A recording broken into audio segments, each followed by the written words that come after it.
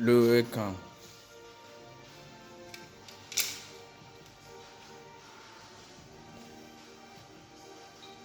In Abeokuta, the capital of the state. And you know what we do. My name is Sheyala, by the way, and my partner is Emmanuel.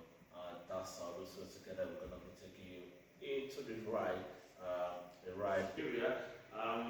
Against South Africa, the cave they saw, but they couldn't conquer.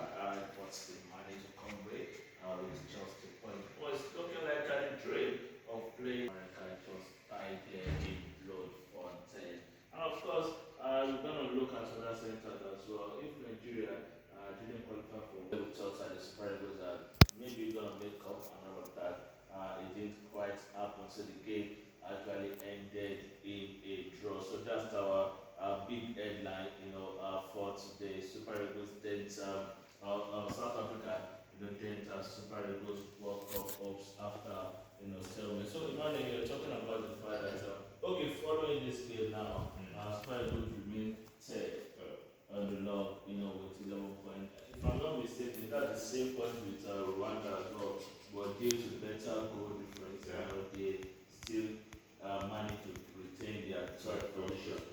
But now behind the Republic, right? Territory we have the Republic who trashed Lesotho, by I think 4 goals to nothing. I mean, Detroit is doing. But before we talk about Benin, let's look at that game. I saw the state of. I think a lot of factors, contributed to the fact that Super Eagles actually failed to win that game.